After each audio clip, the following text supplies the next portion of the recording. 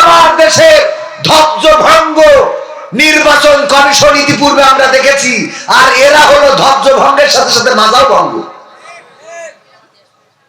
সেদিন নির্বাচন election commissioner CEC বলেছেন যে ভোটের আগে দুই একটা খুন খারাপি এগুলো বিচ্ছিন্ন ঘটনা, এটা হবেই। উনি আবার ধর্ম মন্ত্রণালয়ে চিঠি দিয়েছেন যে বাংলাদেশে ধর্মীয় মাহফিল গুলো নির্বাচন পর্যন্ত বন্ধ রাখা হোক। যেখানে খুন বন্ধ হচ্ছে না, যেখানে ধর্ষণ বন্ধ হচ্ছে না, যেখানে গুম বন্ধ হচ্ছে না, যেখানে আটতলা ফ্ল্যাটের উপরে মা এবং মেয়ের ইজ্জতের নিরাপত্তা, জীবনের নিরাপত্তা দিতে ব্যর্থ হয়েছে, যেখানে বিপ্লবী জুলাই যোদ্ধা ওসমান হাদির জীবনের নিরাপত্তা দিতে ব্যর্থ হয়েছে, সেইখানে আবার তারা দাবি করে ধর্মীয় মাহফিল বন্ধ করতে হবে। এটা হলো ধর্মের দুশমন, দেশের দুশমন। এই নির্বাচন কমিশন বাংলাদেশে আমরা মানি না।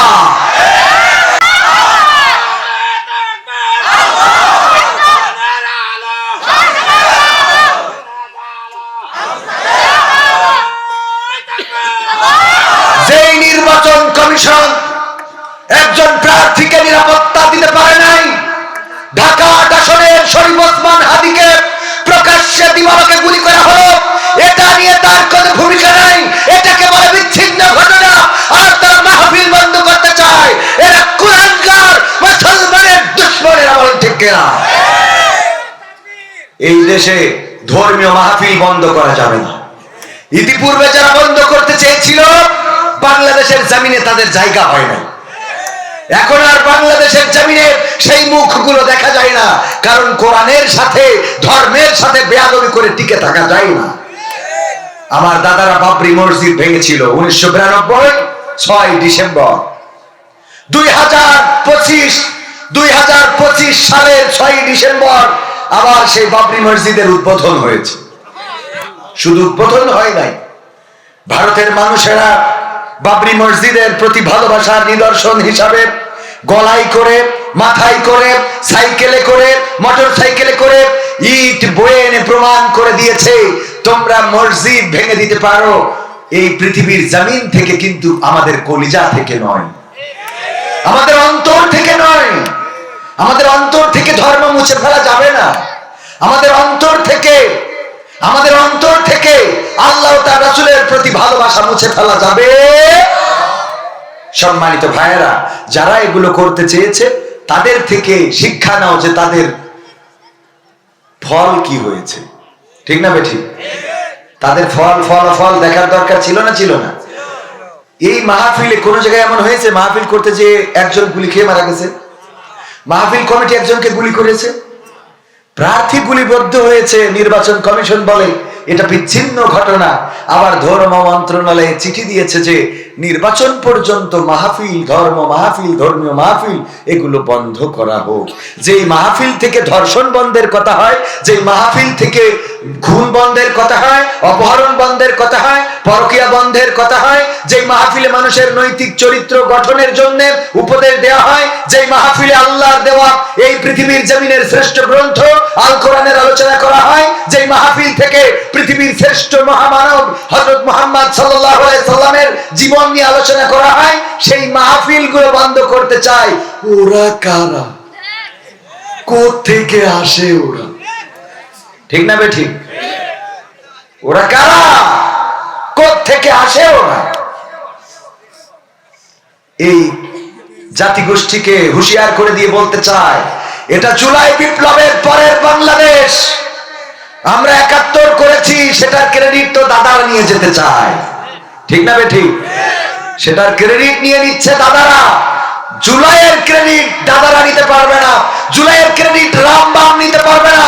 জুলাইয়ের আন্দোলনে যারা নেমেছিল তারাই বাংলাদেশের প্রকৃত দেশপ্রেমিক, বলেন ঠিক কিনা? সাহস নিয়ে দাঁড়িয়েছ তাই মুক্ত হয়েছে জমিন, সাহস করে দাঁড়ালে আর একবার কায়েম হয়ে যাবে দিন। নয় নয় নয় আর কোনো ভয়, আনতে হবে দিনের বিজয়। নয় নয় নয় আনতে হবে কোরআনের বিজয়, কোরআনের বিজয়। যারা ভেবেছিল ছাড়বে না আর ক্ষমতার ওই মাসনদ, দেখেছে তারা রবের পাকড়াও কি করে করে নাস্তানাবুদ। যারা ভেবেছিল ছাড়বে না আর ক্ষমতার ওই মাসনদ, দেখেছে তারা রবের পাকড়াও কি করে করে নাস্তানাবুদ। তাই নয় নয় নয় আর কোন ভয়, আনতে হবে দিনের বিজয়, কোরআনের বিজয়। মানুষের সাথে যারা করেছে দুশ্মনী, করেছে বাড়াবাড়ি, দেশের বুকে তাদের হয়নি তো জায়গা, যেতে হলো মামার বাড়ি। মানুষের সাথে যারা করেছে দুশ্মনী, করেছে বাড়াবাড়ি, দেশের বুকে তাদের হলো না তো জায়গা, যেতে হলো মামার বাড়ি। তাই নয় নয় নয় আর কোন ভয়, আনতে হবে দিনের বিজয়, কোরআনের বিজয়। কাবা রক্ষাই যেই মহারব পাঠিয়েছিলেন আবাবিল, আজও তিনি দয়াময় তেমনই আছে, বদলেনি তো এক তিল। কাবা রক্ষাই যেই মহারব পাঠিয়েছিলেন আবাবিল, আজও তিনি দয়াময় তেমনই আছে, বদলেনি তো এক তিল। তাই নয় নয় নয় আর কোন ভয়, আনতে হবে দিনের বিজয়, কোরআনের বিজয়। সাহস নিয়ে দাঁড়িয়েছ তাই মুক্ত হয়েছে জমিন, সাহস করে দাঁড়ালে আর একবার কায়েম হয়ে যাবে দিন। দিন কায়েম হবে না, হবে না? সাহস করে আমরা দাঁড়িয়েছিলাম। 1952-তে রাজপথে নেমেছিলাম ভাষার জন্য। 21শে ফেব্রুয়ারি আমাদের বুকের উপরে গুলি চালানো হলো। সালাম, জব্বার, রফিক, শফিক, বরকত তারা শহীদ হয়ে গেল। পিছ ঢালা কালো পথ লাল করে প্রমাণ করে দিল আমরা বীর বাঙালি, রক্ত দিতে কার্পণ্য করি না, কিন্তু মায়ের ভাষার অধিকার ছেড়ে দিতে জানি না। 1971-এ আমার বাংলাদেশের জনগণ রাজপথে নেমেছিল, লড়াই করেছিল কয় মাস? 9টা মাস রক্তক্ষয়ী সংঘর্ষ হলো। 26শে মার্চ থেকে শুরু করে 16ই ডিসেম্বর পর্যন্ত আমার বাংলাদেশের মানুষেরা রক্ত দিল, জীবন দিল, আমার মা বোনেরা ইজ্জত হারালো, এই বাংলাদেশ লুণ্ঠিত হলো। তারপরেও বাংলাদেশের জনগণ কুলে মুঠে মজুর তাঁতি যারা শ্রমিক শ্রেণীর ছিল, অন্যান্য শ্রম পেশার মানুষগুলো রাজপথে নেমে তারা প্রমাণ করে দিয়েছিল রক্ত দেব, জীবন দেব, কিন্তু বাংলাদেশের মানচিত্রের এক কণা মাটি ছেড়ে দেব না। ফলশ্রুতিতে আমরা ভাষা পেয়েছি, আমরা আমাদের দেশ পেয়েছি। এরপরে আন্দোলন হলো, কত আন্দোলন আসলো গেল, ফ্যাসিস্ট আমাদের মাথার উপরে জেকে বসলো। চিন্তা করলাম এটার মনে হয় পতন হবে। তারা ইসলামটাকে সংবিধান থেকে মুছে দিতে চেয়েছিল, তারা আলেম উলামাদেরকে নিঃশেষ করতে চেয়েছিল।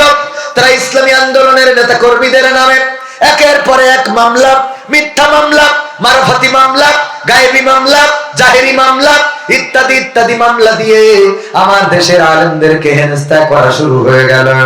এমনকি কোরআনের পাখি মুফাসসির আল্লামা দেলোয়ার হুসাইন সাইদি, শতাব্দীর শ্রেষ্ঠ রাহবার, এই মানুষটাকে পর্যন্ত 13টা বছর কারাগারে রেখেছে না রাখে নাই? 13টা বছর কারাগারে রাখলো কোরআনের খাদেমদের, যারা ইসলামী আন্দোলনের নেতৃত্ব দিতে সক্ষম, তাদের বিরুদ্ধে ভুয়া অভিযোগ তুলে ফাঁসির কাস্টে ঝুলানো হলো।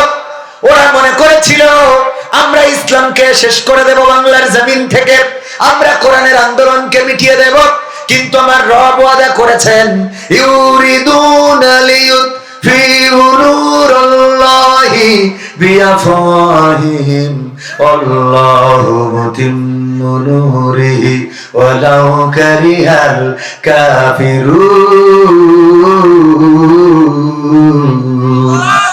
আমার আল্লাহ বলেছেন ওরা চাই ওই টাকলা মুরাদ ওয়াকাসাসাব, ওরা চাই, ফ্যাসিস্টরা চাই, কাফেররা চাই, তারা তাদের মুখের ফু দিয়ে দিনের আলোকে নির্বাপিত করে দেবে, কিন্তু আমি আল্লাহ আমার কোরআনের আলোকে প্রজ্বলিত করে রাখবো, যতই ওদের কলিজার মধ্যে জ্বালা পোড়া হোক না কেন। বলেন সুবহানাল্লাহ। দিনের আলো প্রজ্বলিত করে রাখবেন কে? আল্লাহ রাব্বুল আলামিন দিনের আলো প্রজ্বলিত রেখেছে না রাখে নাই?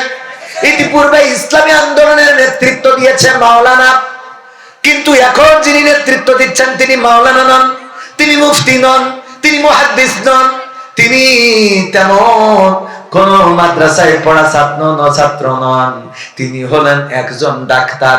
আল্লাহ প্রমাণ করে দিলেন তোমরা মাওলানাদের মেরে ফেলবা, কিন্তু ডাক্তাররা এসে নেতৃত্ব দিয়ে দেশকে সামনের দিকে এগিয়ে নিয়ে যাবে ইনশাআল্লাহ। এটা করেছেন কে? আল্লাহ রাব্বুল আলামিন করেছেন। ভালোর পথে, আলোর পথে যতক্ষণ থাকবেন সাহায্য থাকবে কার? আর আমাদেরকে যারা মারতে চায়, আমাদেরকে যারা শেষ করতে চায়, তাদেরকে বলে দিতে চাই আমাদেরকে শেষ করা যায় না। যারা মনে করেছিল তিতুমিরের বাঁশের কেল্লা যদি আমরা ভেঙে দিতে পারি আর তিতুমিরকে যদি শহীদ করতে পারি, তাইলে মনে হয় বাংলাদেশে আর কোনো কেল্লা গড়ে তোলার মানুষ পাওয়া যাবে না। কিন্তু বাংলাদেশে প্রমাণিত হয়েছে তিতুমির যেতে পারে, নবাব সিরাজউদ্দৌলা যেতে পারে, শাহজালাল রাহিমাহুল্লাহরা পৃথিবী ছেড়ে চলে যেতে পারে।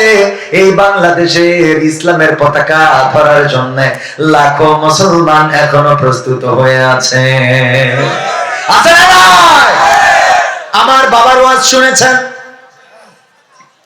অনেকেই বাবার ওয়াজ শুনেছেন, মনে করতেন আব্বা যখন মারা গিয়েছিল অনেকেই ভেবে নিয়েছিল সম্ভবত আর এই কণ্ঠটা শোনা হবে না, সম্ভবত আর এই কণ্ঠটা শোনা যাবে না।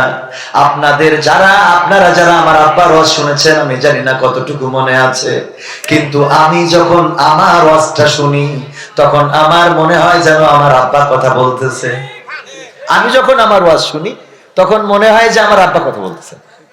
যারা আমার আব্বার ওয়াজ শুনেছেন, বিশেষ করে আবু মাইক এখনো আছেন, আমার কণ্ঠের সাথে আব্বার কণ্ঠের মিল আছে কিনা, পাচ্ছেন কিনা, ফ্লেভার আছে না নাই? আমার বাবার ফ্লেভারটা দিয়ে দিয়েছেন কে? আর যারা মনে করেছিল আব্দুল সামাদ মাস্টার মারা গেলেন, পৃথিবী থেকে বিদায় করে দিলাম, আর এই কণ্ঠ শোনা যাবে না, কিন্তু আল্লাহ রাব্বুল আলামিন চেয়েছেন যেখানেই যাও যেখানেই থাকো আবার এই ময়দানেই তোমাকে ফিরিয়ে আনবো। আমার মন বলে, আমার বাবা মৃত্যুর সময় হয়তো দোয়া করেছিলেন, ওগো রব আমি তো চলে যাচ্ছি, আমার সন্তানকে ময়দানে এনে দিও। আমার বিরুদ্ধে কত ষড়যন্ত্র, কত ষড়যন্ত্র মোকাবেলা করতে হয়েছে। আমি যখন ছোটবেলায় মাহফিলে আসতাম তখন আমার হুজুরেরাই বিরোধিতা করতো, আমাকে কথা বলতে দিত না। এই অঞ্চলেও কোন জায়গায় আমি ছোটবেলায় এসেছি, আমাকে কথা বলতে দেয়া হয় নাই। এই ছোট মানুষ সে কি বলবে, ওরে আবার টাইম কেন দিতে হবে? আব্বা যখন ইন্তেকাল করেছেন বয়স ছিল 14 বছর। কত বছর? আমি আমার মাকে বললাম, মা আমার বিয়ে ওয়াজ করা হবে। আমার মা এখনো বেঁচে আছেন। আমার মা তাহাজ্জুদের নামাজ, কোরআন তেলাওয়াত, এমন কোন দিন না, এমন কোন রাত নাই যে আমার জন্য দোয়া করেন না। আমার মাকে বললাম, মা গো এই ময়দানে ওয়াজ করা হবে না। আব্বার যারা শুভাকাঙ্ক্ষী ছিল, আরে দেখলাম এইগুলো কতটা নিষ্ঠুর, আমাকে তারা মাইক দিতে চায় না, আমি এই ওয়াজ করব। কিন্তু আমার আল্লাহ চেয়েছেন যে কবিরকে আবার ময়দানে আসতে হবে। আমাদের নসিবের মালিক কে? আমাদের ভাগ্যের মালিক কে? আমার মন বলে আমার আব্বার দোয়া ছিল, আমার আব্বা নিজেও দোয়া করতেন। মাঝে মাঝে মাহফিলে এসে বলতেন, আমি তো মাদ্রাসায় পড়ি নাই। আমি যখন দক্ষিণে যাই, মানে আমার আব্বা বলতেন আমি তো মাদ্রাসায় পড়ি নাই, আমি যখন দক্ষিণে যাই মানুষেরা সুন্দরবন থেকে হরিণ শিকার করে আমারে খাওয়ায়, আর আমার সন্তান মাদ্রাসায় পড়ে, একদিন আমার সন্তান সুন্দরবনের বাঘ শিকার করে খাবে। যদিও ভাত খাওয়া জায়েজ নাই, কিন্তু এখন তার থেকে ভালো কিছু খাওয়ার তৌফিক দিয়েছেন কে? আল্লাহ রাব্বুল আলামিন দিয়েছেন। আমার মা তাই তাহাজ্জুদের নামাজ, যায় নামাজ ভিজিয়েছেন। আল্লাহ, আমাদের স্বপ্ন ছিল আবার যেন আমাদের সন্তান কোরআনের বয়ান করে।